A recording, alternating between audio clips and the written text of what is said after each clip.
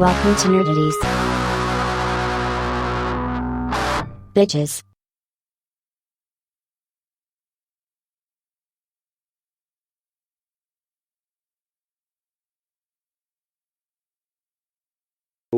Ladies and gentlemen, boys and girls, children of appropriate age. No, fuck your kids. Even this one? All of them, even mine. Fucking both of them. Hi, Sadie. Hi, Sadie, but you're a terrible burden. Oh. You're adorable, though. Peekaboo. Half peekaboo? Bow down and prepare yourselves for the greatest podcasting in all of wrestling. This is Wrestling with Ourselves, home of the internet and podcast trios champions of the world. I am said member of Trio, host of this show, the Alpha of Alphas, the Lord and Master of the Universe, Justin, as always joined by my hetero life mate, the god of the dad bod, the king of chaos, Kyle.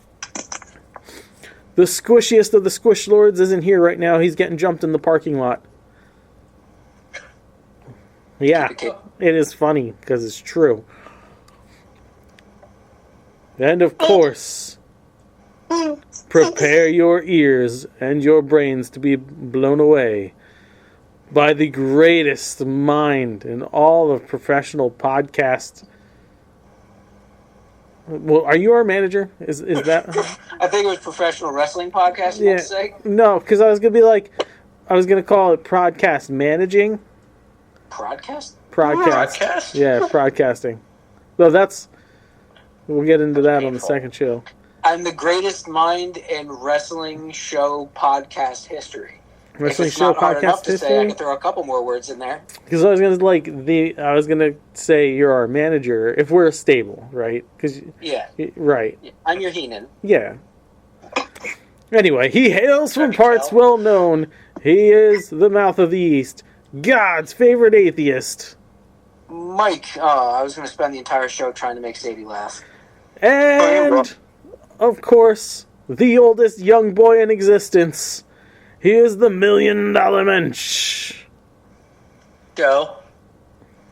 I just came up with an idea for that. I think from now on you should call him the middle-aged old boy. Yeah, Kind but of like, is. young boy's a term in wrestling. Yeah, but like Old he's not boy. a young boy. Yeah, I know. That's what makes the gimmick, is he's the oldest young boy in existence. Not even just that. Like the young. What do young boys do in wrestling? They're like the greenhorns. Yeah. They set up the dojo. They clean it after training. You know, shit like that. We strike first in this dojo. No mercy. I got issues with Cobra Kai. That's for another show. This is wrestling.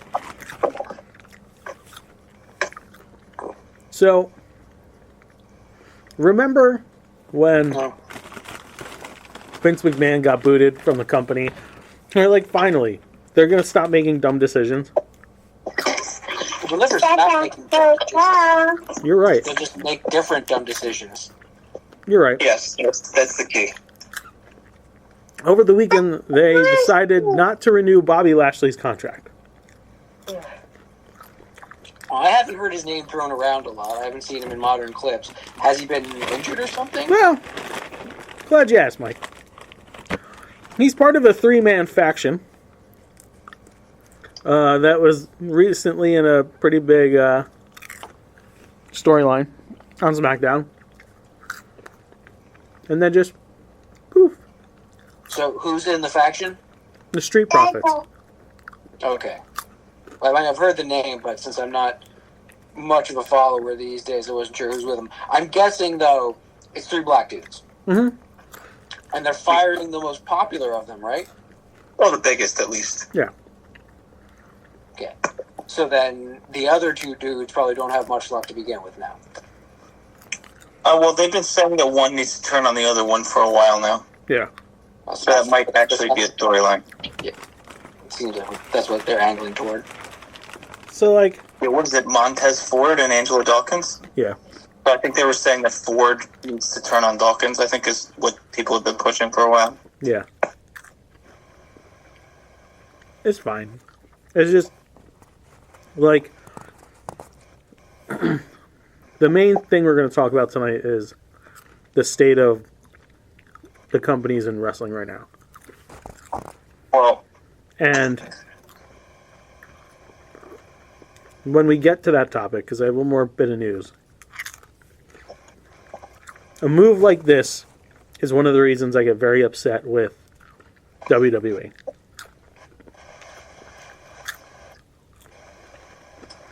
But we'll get there in a second. The other bit of news I have is Tubi is looking to get into the wrestling game. Are they going to buy TNA? Well, that's the thing. They want to start from the ground up.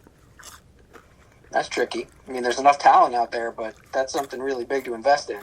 I agree. Unless they're not really trying to compete just yet, and they're going to start a small promotion that... I mean, there's a lot of ways they could go with it. They could do a non-travel promotion and just Yeah. show it only on their system. Have people come in, do the early WCW Universal Studios gimmick. Yeah. No, GM Studios gimmick. Which would make sense nowadays. but Freddie Prinze Jr. never started his promotion, did he? He's still working on it. Well, yes. Well, that's where I was going. If they're trying to start from the ground up, if he's never been on, his promotion's never been on TV before, right? As far as I know, I don't really know if he's ever even had like a full-blown event for it yet. I don't know. Because I know he was trying to get it off the ground and then the pandemic happened, right? Yeah. Like he was trying to get it off the ground in the middle of all that. So I don't think it ever went anywhere, especially with like the competition. Well, does Corgan still own TNA? Or not TNA. And, NWA? NWA. Yeah.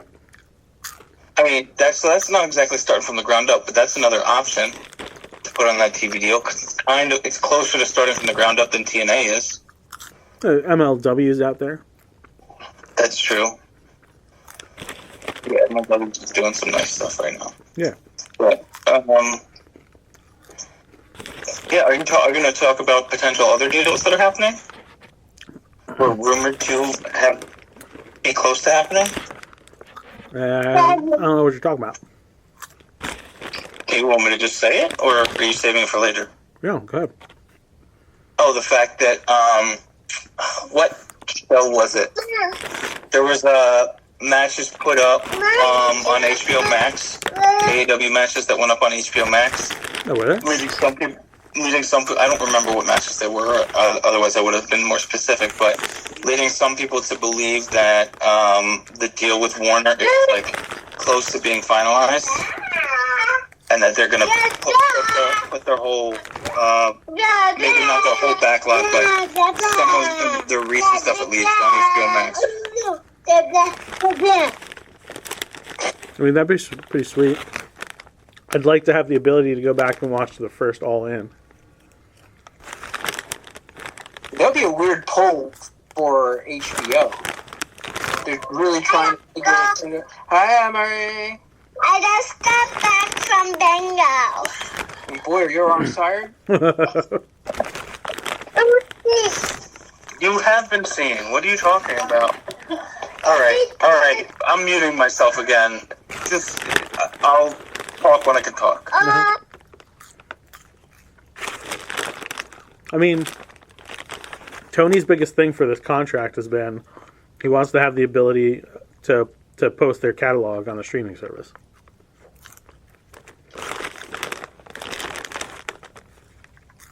So, like, I don't... It's Time Warner. It would make sense if they're going to extend their deal. I don't know where the fuck else they would put it. They don't own any other streamers.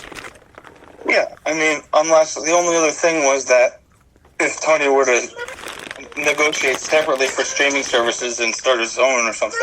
But I think that doesn't make very much sense.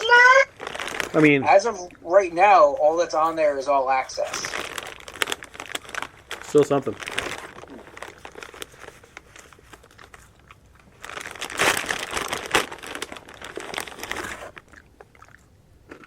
I can only imagine how that sounds to listeners. What? That crinkling bag. I don't give a shit. let me stop you for a second. I want to talk about our fucking lazy piece of shit listeners. Oh, wow. Oh, jeez. All right. Going full deal. We love you. No, we don't. Oh, Joe does. At least I love you. Give us money. We've been doing this shit for how long? 11? Okay. Well, so this specific show, not nearly as long, but 11 No. years. 11 years of doing the podcast, right? No, we don't do bad numbers. We do okay. It's taken some time after the Spotify move, but we're doing alright. My wife films her first TikTok yesterday. Okay? By this morning, almost 1,000 fucking views. What did she do? What was in this TikTok? We went to fucking TJ Maxx and she took video snippets of Halloween decor and talked about it briefly.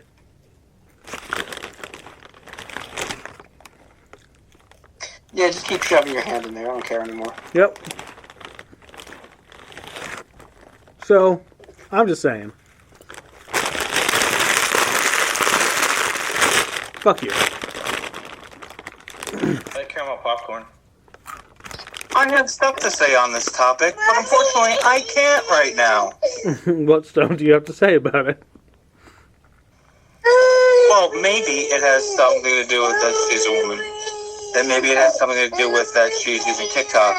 Or maybe it really just is our piece of shit listeners. Well, see, that's why I bring it up, because I want to put it to the test. I want to start utilizing TikTok for us. Have fun with that. That's fine. I got time on my hands.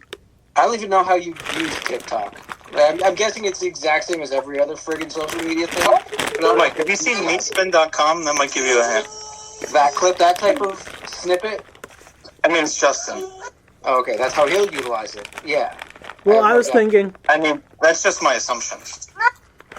it would be a good way to do exposing James, right? Because it's so brief. As we're recording it? He's too young for those kinds of videos, Justin. Because it's so brief. Just be like, oh, we're watching blah blah blah today with James, and then we cut to we finished. What'd you think, kid? And he gives a brief whatever. No, I think the best way to utilize that, at least that show, we do the recording him occasionally as we're watching it. We'll record the whole thing and then cut together snippets of his reactions, of the best reaction moments. Could do that. But also, Can't Stop the Rope Drop. Mm-hmm. Number 40 in Travel and Leisure podcasts. 40. Of how many? Thousands.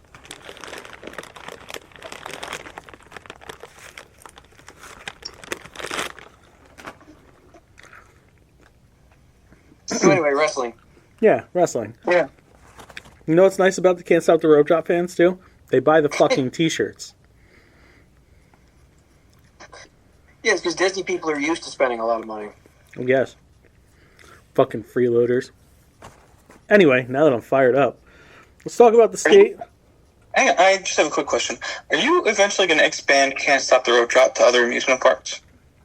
We do, actually. We talk about Universal, we talk about Disneyland. We bring up the international Disney parks. You know what we were talking about was 2 weeks ago? The Six Flags thing? Mm-hmm. Did you know what they did with the Six Flags Safari? Yeah. Well, recently, or Yeah. What the new Like what the new setup is. Really? It looks No.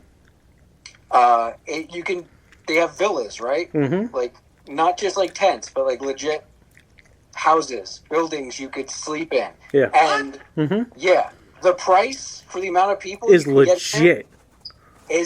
isn't ridiculous. It's what, 2 days? Yeah. Is it just overnight? Yeah, it's 2 days.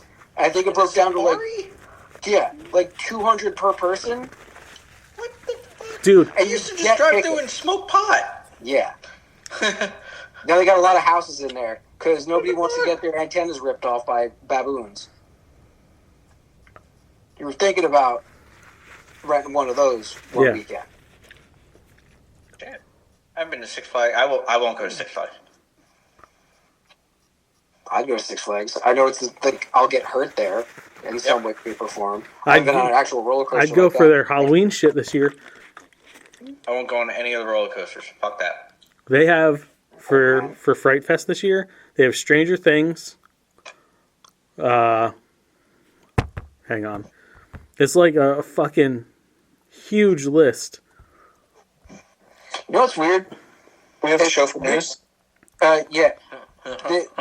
This is not the kind of show we do on, but this is how bad wrestling has become nowadays, that we got sidetracked so hardcore, so completely by something that has nothing to do with it. That's true. Especially because of what this show was supposed to be. Yeah, very indicative. Kyle asked the question, okay?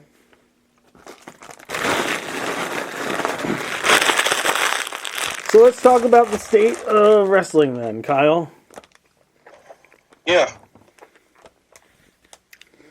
Recently, I had the pleasure of watching back-to-back pay-per-views, one AEW and Money in the Bank with WWE. And, of course, I listen to other wrestling podcasts, and I scroll through wrestling Twitter. And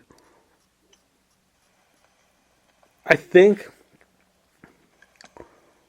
people were riding WWE's dick a little too hard. For Hunter's early booking? Like, I think they're trying to be way too nice about the product. So, like, just like when Vince was in charge. Right after Mania, like, there's always a bit of a slowdown, right? Yeah. But I feel like it's been ongoing, and I keep, like, the thing I keep running into with people that I discuss this with is, yeah, but the storylines are good. Well, that's great. But, like, they have the opposite problem that AEW has. AEW doesn't have a lot of stories, but the in-ring action is fucking great. WWE... I will say my thoughts when you're done with your... WWE has storylines, but the in-ring is trash. We watched, and Mike was here, we watched Money in the Bank. And, like, I will talk about two matches in general that really showed how bad their in-ring is. The women's Money in the Bank ladder match. Because, Jesus Christ, it was a botch fest. Like, Zoe Stark almost died. Oh, yeah. I remember being a lot of scary moments throughout. Yeah. And the match that really shouldn't have been the way it was the Damian Priest-Seth Rollins match. They were moving in slow motion. Like, it was so fucking slow. And they're vets. Maybe they're too vet. But then you go and you turn on AEW and everything is great action-wise. But, like, I don't care about much of anything that's going on there. Except for the time they spent on a few stories. Britt Baker and Mercedes. Will Ospreay and Swerve.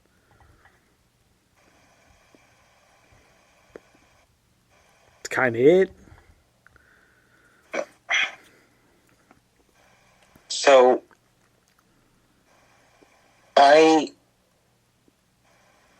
actually think, if I had to break it down, right?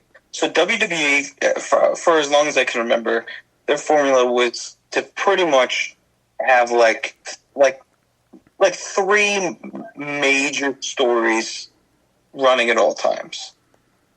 And like those stories take up the bulk of the programming, and then whoever's not involved in those stories basically fits in their screen time when they can.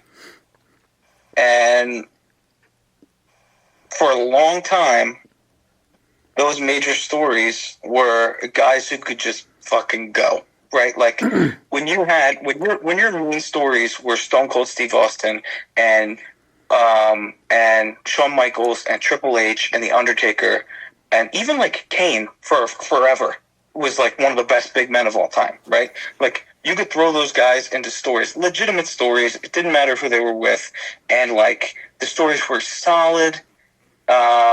They didn't just happen in an arena. They went like all over the place, and they could go in the ring. Like you could put them in a 30-minute match, and it would be a pretty good match, if not a very good match from start to finish.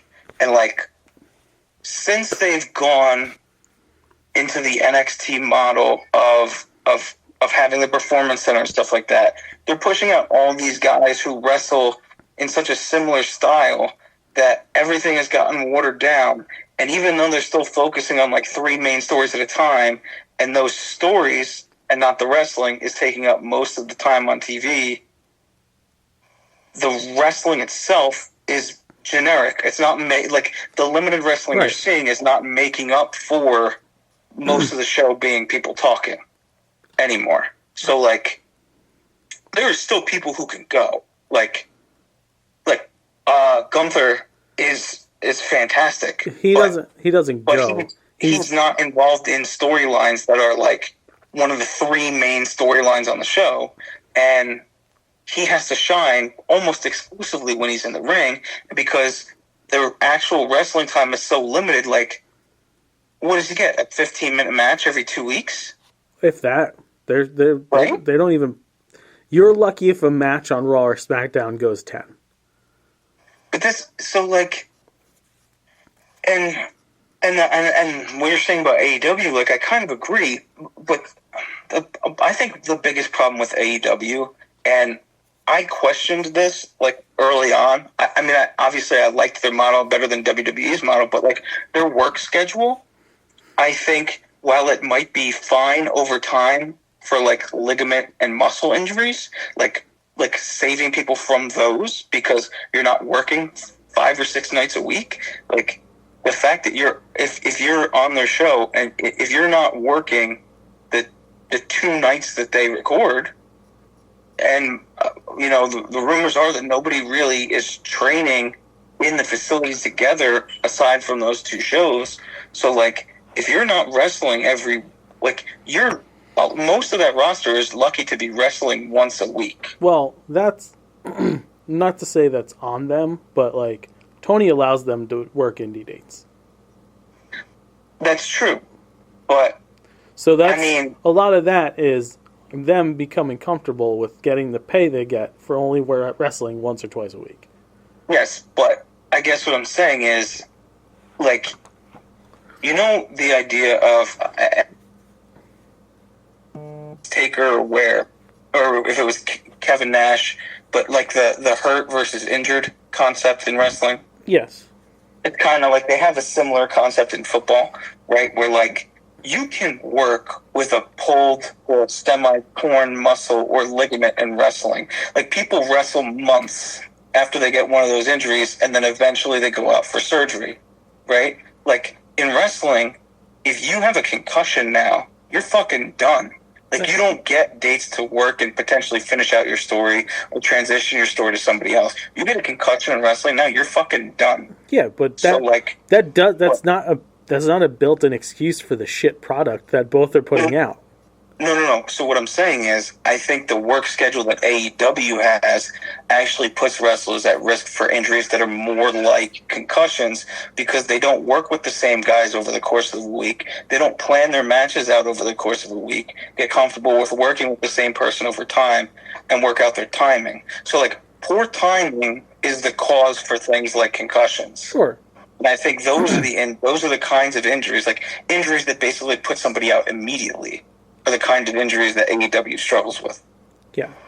I will say this. Tony should open something similar to the Performance Center, and they should be running daily whatever with each other. Well, to get in even repetition. Even if he has like an indie farm system where he has a localized venue for his like main roster guys to go down on a consistent basis. That's fine. But like, you also don't want to be in the same boat that WWE is in because of that. Yeah, no, that's what I'm saying. So like, repetition's fine, but then when everything gets too repetitive, it all starts looking like the same fucking thing. And like I said, the women's Money in the Bank match, yeah, it's a ladder match. It's going to be fucking hit or miss. Yeah, if WWE is going to have a match with a lot of botches in it, that's the kind of match. Right. But for Rollins and Damian Priest to be that slow, to have that shit timing in a match, and that's with training with each other over and over again? Yeah. There's no excuse for that one. No. I think that comes to the other side of what you were talking about, Kyle. You're not putting enough work in to maintain, and you're never completely breaking the ring rust off. That's the AEW side of it. The WWE side seems to be you run them into the ground until they start having bad matches because they're too beat up. Yeah, the WWE schedule now is better than it was like 10 fucking years ago. For sure. Yeah. But like, I mean, I think. But what was his injury? He had a ligament injury, right? Seth Rollins, like after WrestleMania. Yeah, MCL or ACL. Yeah. So where he wrestled where he wrestled like 6 matches after he actually had the injury or some crazy shit like that. Yeah. He wrestled back-to-back nights at WrestleMania with the injury. Yeah. I mean, like, I can't imagine that he's like better on his feet 3 months, 2 months, 3 months removed from that surgery. He didn't get surgery. No, I thought he got it after Mania. Maybe. But it was like, if anything, it was like fairly invasive. Like, tiny, like laparoscope kind of thing. All right, let's stick with one company at a time, because over in AEW, they lost a lot of people because of Punk.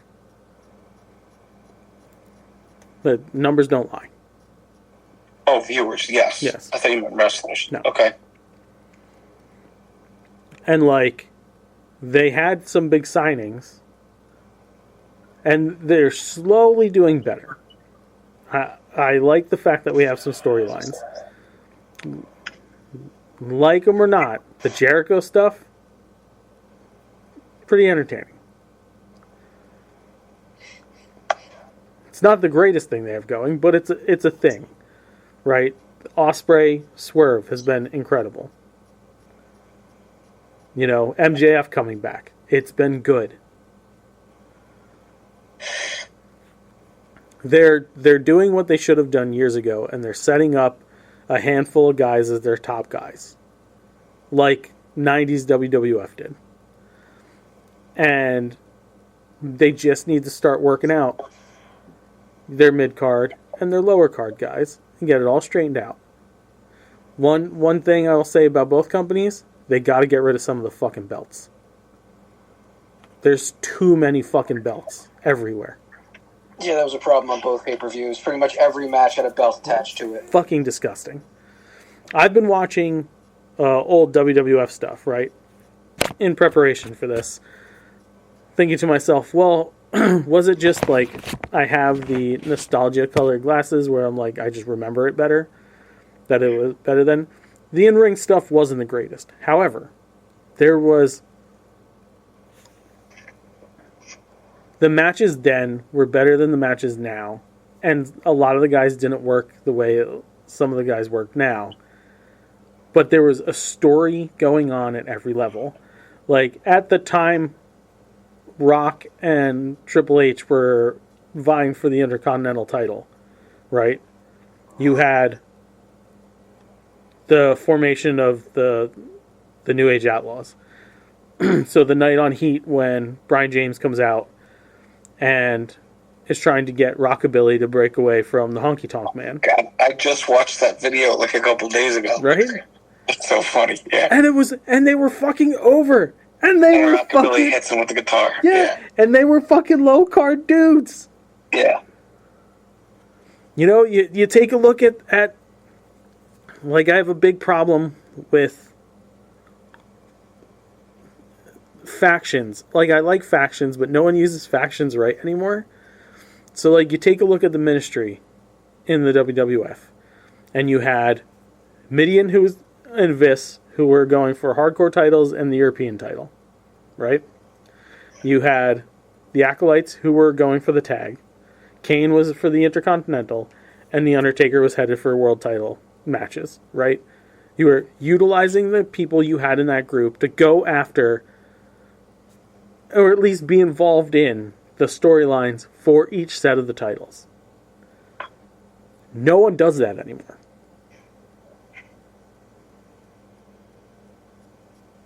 Well, it's tough to have more than one stable that's big enough to have somebody vying for every title. And I would say the other thing is, it's tough. It's tough to. I think in the way that media is now, it's tough to justify having a stable of more than like 3 people who are faces. Because the whole concept of a stable is interfering in each other's matches, and if you it doesn't. It's like tough to rationalize like a 5-person stable of good guys that are jumping in on each other's matches. But like that idea is, I guess, what kind of gives you a problem that AEW had for a while, where like every stable was a heel stable. Yeah, but you know why it's not hard to do that? Because the fucking Hart Foundation were faces. Until they weren't. I'm not saying turns don't happen. Yeah, but how many people were in the Hart Foundation at a time? Like, at least 4. It wasn't just. It wasn't It just. was 5, right? Because There was 5 at one point. Brett, Jim, Owen, Yeah. Bulldog, and Pillman. Yep. But Bulldog didn't start in that stable. They ballooned up over time. It really Sure. was at first just Hitman and the Anvil. Yeah. And then Yeah. over time, I think that's what they got to start doing. Kind of Katamasiing these things. Yeah. Like, that's what happened. Slowly expanding Like, the that's what rules. happened with Blackpool Combat Club. But the problem with Blackpool Combat Club is, depending on who they're fucking going up against, is what they are that week. Like, Tony doesn't have, with the exception of Ospreay and now MJF, there's no definitive faces or heels in that fucking company. Yes, but the other problem that Blackpool Combat Club has is that they have 2. Well, I mean, they're all really good workers. That was the whole concept of the group. Yeah. But like, they didn't put anybody else really in the conversation for like, oh, this person is in contention for the heavyweight title. It was Moxley, and after being the workhorse of the company for like 4 straight years, he's not on TV.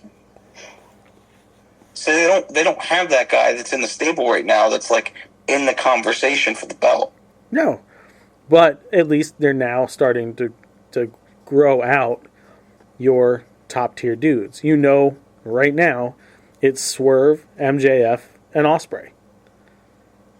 Yeah, and the thing that, and I don't know if any of the other guys have watched those 3 enough to know this or not, but like, the thing that I love most about those 3 guys being at the top, and then even like when Moxley comes back, he'll be back in that conversation, Right. is that all four of those guys can go with each other.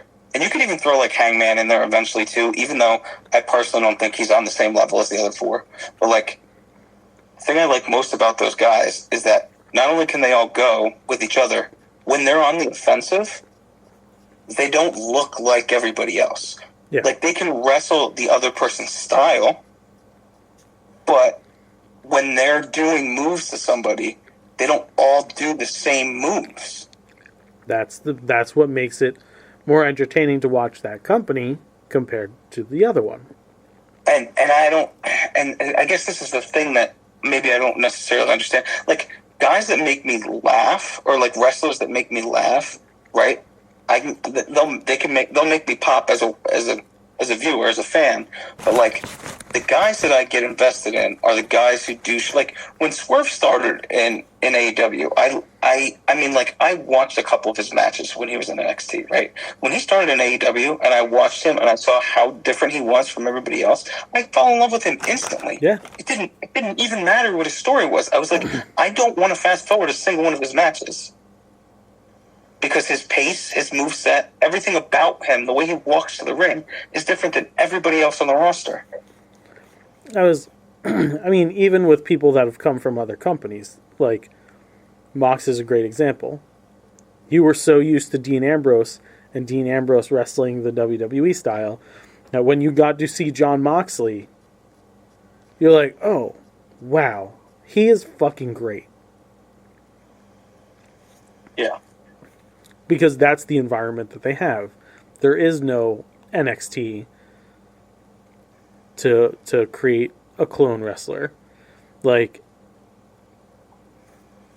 I want to finish up with AEW real quick and then jump off of that NXT point to go into WWE. The other big thing in my mind that AEW needs is for Tony to stop booking. Oh, I've been saying that, yeah. I think most of the internet, even like AEW diehard fans, have been saying that for a while. Yeah, like, I don't know who's been in charge of, like, I'm assuming Jen Pepperman and a few of the other guys that they've hired have been the ones responsible for the Mercedes Moné, Britt Baker, Thunder Rosa and fucking Deonna Purrazzo. That whole thing has been so good. The fucking Tony Storm, Mariah May. I thought you were working up to that one. Yeah. Will and Swerve. Hangman coming back. That fucking promo Hangman cut after his match with Danielson. Yeah. Where he's just like, you cheer him, but he broke into my fucking house. Like, I was like, oh, this is so fucking good. Like, they're getting there. Problem is winning back all the people that they lost now. Yeah. Viewer-wise. To jump ship over to WWE, I'll start with NXT, is when Vince pulled the power play against Hunter and booted him out of NXT and let Shawn take control and Vince was running it, then they turned it into that fucking Trapper Keeper logo. And they started hiring all these fucking outside of professional wrestling athletes. And it just became a factory for creator wrestlers. Like, we're seeing now where that's gotten them. And why everything sucks. Like, no offense to Tiffany Stratton as a professional. I'm sure she logs her hours. I know for a fact she does. Right? We've all seen the training and shit. But she's not entertaining. Is she a nice pair of fake tits and an ass? Sure. But like, what are you doing? She's too green to have won the fucking money. How do you not go with Chelsea Green? I don't fucking understand some of the decisions. And the old man's not even running it anymore. Another fucking thing. I'm over the Drew McIntyre CM Punk thing. Because it's been going on for months without them fucking touching each other because Fragile Phil can't wrestle more than a match and a half without fucking breaking something. So they've played that out in my mind, and now they're getting a match at SummerSlam, and what do? They make Seth Rollins the fucking guest referee. Why? Why? Those are your three biggest names on that show. And none of them are involved with the title on that show. Instead, it's Gunther and Damian Priest. Nothing against either one of them either, but like, are you fucking serious? Then, you go over to SmackDown, and Cody Rhodes got to finish his story, but then they close the fucking book because he's been a dog shit champion. No, at no fault of his own, but because there's no one that's been built up in the last 10 years in that company that's a viable contender for his title. Instead, you're now piecing together shit with the bloodline. Cody's involved with that. You have Orton, who's probably should retire. You've made a joke out of Kevin Owens for the last few years. That's a reclamation project that they need to work on. So who do you got? Logan Paul? Sure as shit weren't going to put the title on Logan Paul. And these aren't Levesque's issues. This is the hand he was dealt walking into this because Vince McMahon completely tanked his own fucking company. One, because he went unrivaled in sports entertainment for the longest time. And two, money started talking too much to the old man. And he was doing whatever he was doing behind the scenes. And the product's suffering. I genuinely want to know, tribalism aside, what makes WWE so fucking great to watch right now? You have possibly one of the coolest things going on with the Wyatt Six and their faces. How? How is a group of psychopaths with a bunch of fucking weird decrepit animal masks on the fucking faces in the story? Why Chad Gable? Why are they targeting Chad Gable? Yes. Okay. I don't have an answer for why they picked him, but why are they faces? Okay. Why are they faces, Kyle? Why are they faces? Do you have any more things? Because I have a general point that I think will kind of answer in a blanket way how I feel about all these things. Do I have more points? Yes, of course I have more points. Let's talk about their fucking women's division. We'll go back to that for a minute. Yeah. Okay. Sure.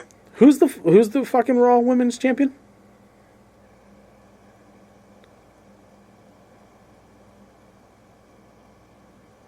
Is it Bayley? No. Bayley's the SmackDown champion who hasn't defended anything. Yeah. Raw is... Oh, Liv Morgan. Because Liv's tied up with the whole Dominic Mysterio, Rhea Ripley thing. Got it. Right. I remember. Yeah. But, like, outside of Rhea, who's Liv got? Who's a contender?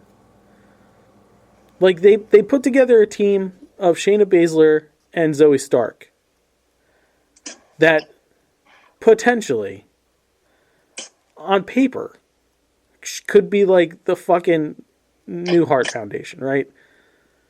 Badasses. And now the Sonya Deville's with them, right? Like, have them run the fucking women's division. I'm not going to do it. Why? Because they're the three best women they have in the women's division, besides Rhea Ripley.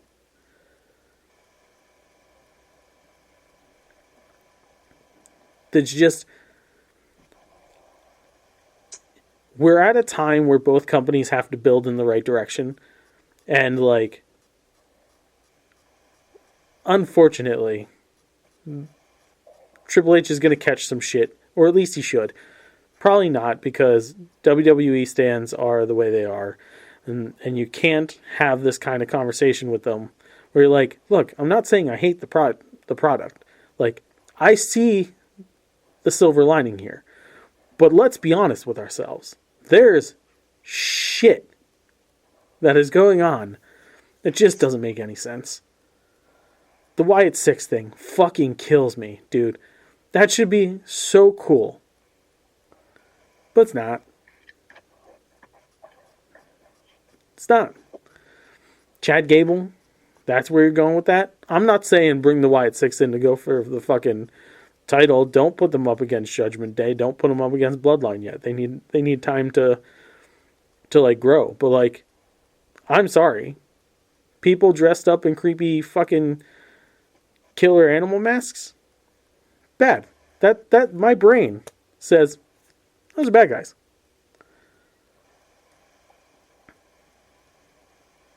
Oh, and don't call main event Jey Uso main event Jey Uso if you're never going to let him fucking main event. He beat Roman twice. Twice. And you can't even throw the fucking IC title or US title on the dude?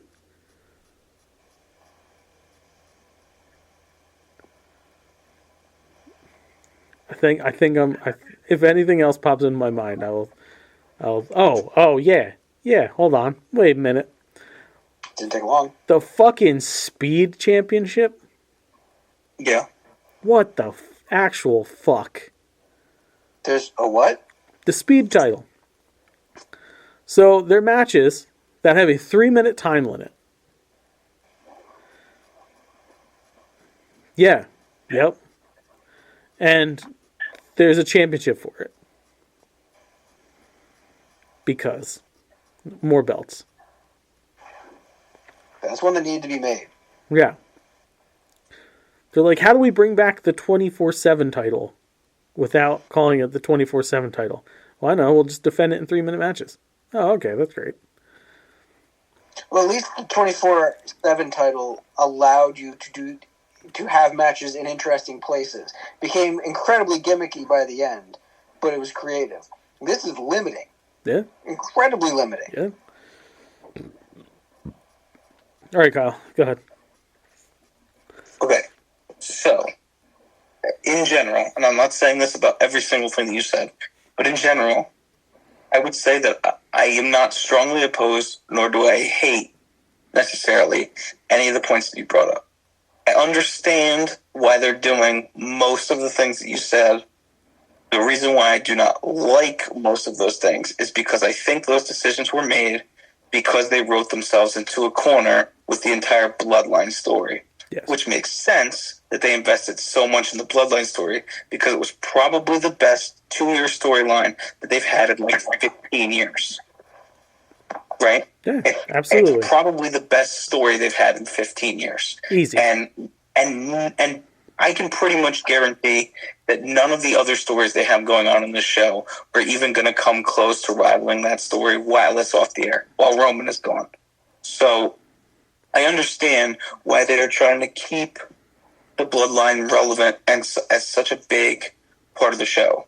Problem is like, you can't have Solo come up and legitimately challenge Cody for the belt knowing that Roman's coming back, because you want to have a Roman-Cody rematch, and you also want to be able to have a Roman solo match for who's going to actually lead the Bloodline. The other problem with that is you're also supposed to be having you were building up a Roman Rock match to see who was supposed to be leading the Bloodline. So, like, if the story is that Solo is the Rock's, like, representative, like his chosen person to lead the Bloodline instead of Roman, maybe you can work that into a story. But, like, ultimately, the reason why Cody doesn't have anybody to challenge him is because Solo really can't do it right now, or at least it doesn't make sense until Roman's ready to come back. And they probably don't want Solo to be the one to beat Cody. The other thing is, the other guy that would be a great person to challenge, well, I would say the two other people would be, like, if Orton, having previously been Cody's mentor, came up and beat him for the belt, or Gunther, who is kind of the complete opposite of what Roman was the guy Cody beat for the belt. Like, you want a guy who can, like, fucking actually wrestle for 30 minutes? You want to have a really good Cody Rhodes wrestling match? Put him in a match with Gunther for the belt, but, like, Gunther needs to win that. So here's Because if he loses to Cody, he's not going to be able to get himself back to that point on the microphone. And then because you don't have him going against Cody is why, since he lost the belt, now you have to have him going after Damian Priest. And because he's going after Damian Priest, you can't have any of the other three guys going after Damian Priest right now. It's like a domino effect. And that's why the other three guys have to be in a fucking match with each other. And yeah, the problem is, like, at this point, you would have wanted CM Punk and Drew McIntyre to be fucking done with, so you could have CM Punk and Seth Rollins, and McIntyre would be challenging for a title. Right. That's what should be happening right now. But because of the injuries, again, they wrote themselves into the corner of, well, now we have nothing to do with these three fucking guys, because Gunther needs to be challenging for a title, and the only title he can challenge for is Priest's. So, like, I understand why things are the way they are with the men, but, like, at the same time, like, I don't hate that Seth Rollins as the guest referee. I do, but it muddies the water of what's going to happen after that match, because they can't have a 3-person feud, like you said, tying it up. Like, well, no, because here's exactly what's going to fucking happen. This sets up for the fact that we're not going to get a clean finish, just automatically. There will not be a clean finish in this match. Yeah, because either way Seth counts it, he's fucking over one of the other persons, right? So that's going to set up some sort of fucking triple threat for them down the road. Because now the three of them are going to be married into this whole fucking match union shit. Back to Cody, if you didn't fire Bobby Lashley, you could have used them for a couple months as a fucking foil to Cody while you were building up the whole fucking Solo Sikoa thing. Well, so ultimately, what I think is going to happen is I think Gunther's going to beat Priest for the title. After Priest loses the title, Balor's going to turn on Priest and take over the bloodline. And then, what do you do with Priest after that? I don't care. That's the thing. Right. But like, yeah. Again, Vince stopped after he lost The Rock and Stone Cold. Vince stopped making stars. He even said it. The star is the company. But now we're in a position where there's nobody. Like, if this was the 90s, early 2000s, and you had injury issues, there was always someone to throw into a fucking rotation. There's always someone up and coming that you're like, oh, that person should get a shot. Oh yeah, we'll move so-and-so into the rotation for the world title. Okay. You don't have that now. You could see it starting with Braun Breaker, and I'm glad they're doing it. They're making Braun kind of like indestructible. He's tearing through people. He's going to beat the shit out of Sammy. He's going to take that Intercontinental title. He's going to have a bit of a run with that, but eventually he's going to get his shot at being a world champion. That's great. That's fine. It's great, but it's going to be a similar issue. Is they can't do what they did with Gunther so close to doing it with Gunther. It won't be close. It'll be a year. It'll be a year between building Braun up and his IC title reign. I hope so. But then that's all you got is Braun. You don't have anybody else. There's no, and because they did what they did in NXT, there's no one down there. Carmelo Hayes, but they brought him up and they're just he's just fucking floating around. Yeah. You know what I mean? Like, it's just, it's great that it's getting popular again, but no one's earning the popularity it's getting. I feel like you're not putting out the product the way it was when it was super red hot in the late 90s, early 2000s. And I'm glad that everyone's making money, but you got to try a little fucking harder. I give TNA credit. You know, this shit's been entertaining, and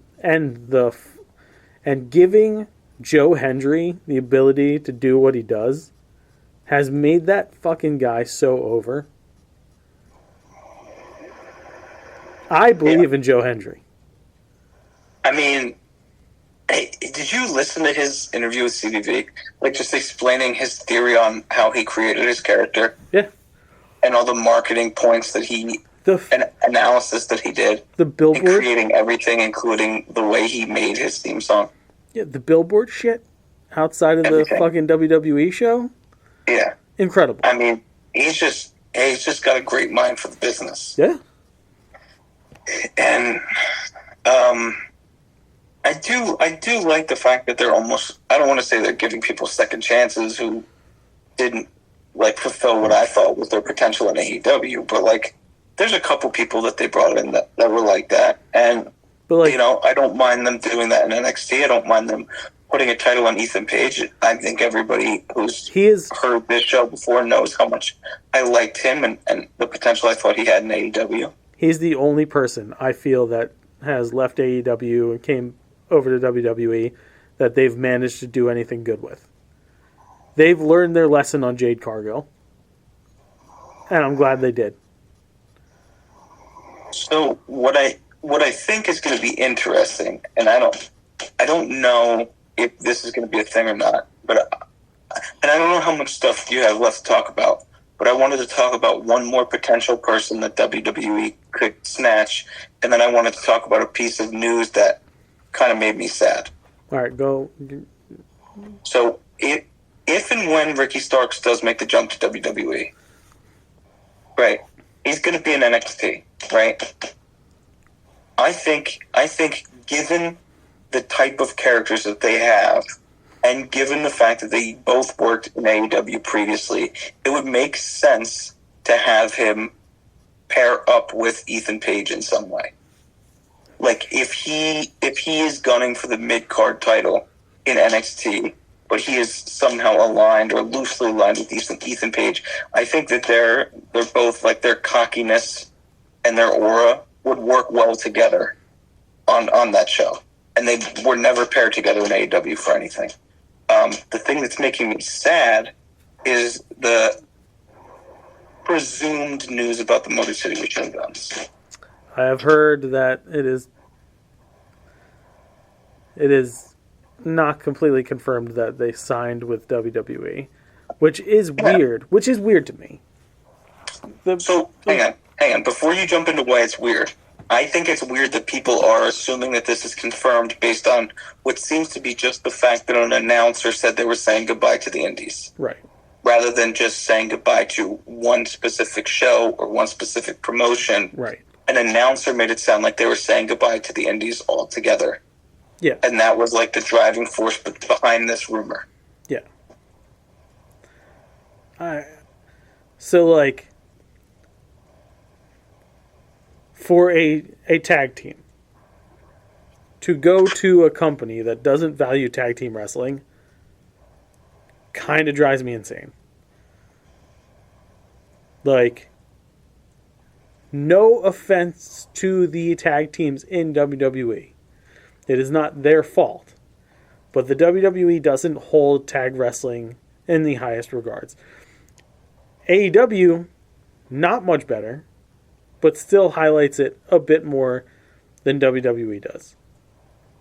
I think they are a better fit in AEW. But if the money's the money, they've had a long enough career. Let them do what they're going to do. Yeah, I think if they go to WWE, it's whether WWE is offering them more money or not. I think if they go to WWE, it's just for the fact that for their legacies, they can say that they wrestled in the WWE. Sure. I don't really think that there's any other reason for them to go there, because between the combination of people that they've had matches before, like with years ago, that they can reignite feuds with, like the Bucks and Give me the Kingdom, FTR and the Motor City Machine Guns, like. Yeah, like And well, I mean, and then the Lucha Brothers are there. Yeah.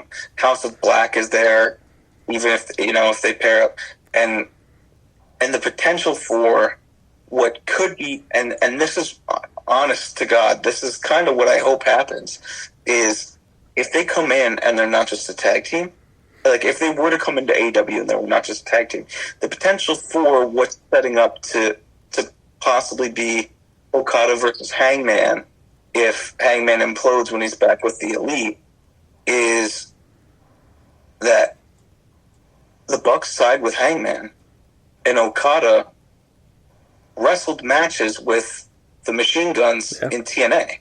Like, he's already worked with them in like the last year. It would make sense for them to join up and be a trio to go against the trio. And I would fucking love to see the Bucks and Hangman versus the Motor City Machine Guns and Okada. Like, I would want to see 5 different versions of that match. Yeah. That's the thing. When you look at the other side of it, who do you really want to see them wrestle in WWE? DIY. The Usos that aren't together. Yeah, the Usos aren't together, and DIY. Because they're breaking up the New Day. He's not coming back. Woods and Kofi have already discussed that they're going to focus on, and I'm not talking about in storyline. I'm talking about like in interviews and shit. Like, it's Woods is going to get some singles time, but they're not going to be doing. So what, like AOP versus the Motor City Machine Guns? I don't want to fucking see that shit. They got the GOD, but they haven't used them as a fucking tag team. Yeah.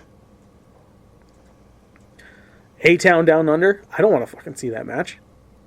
That might actually be a decent match. It might be but okay. Yeah, like I'm not clamoring to see it. Right. You know, like I said, I agree. AEW's better fit. To backtrack on the Ricky Starks thing, that's a very interesting thing that there's like no information about. No one knows what the problem is there. The most I've gotten out of anybody is that it had to do with the concussions, and that he is, although he says he's medically fine, he seems to be like prone to concussions. I mean, Yeah. and AEW's stars themselves have a thing where they don't tell fans what the fuck's going on. No one knew Britt Baker had a fucking stroke. The only information out there about her injuries was her back. Everybody, like, as far as I knew, it was just she had like disc issues or whatever. No, she had a fucking stroke. Yeah. Yeah. And I mean, like, and all the other stuff, like when Miro first went out, right? Yeah.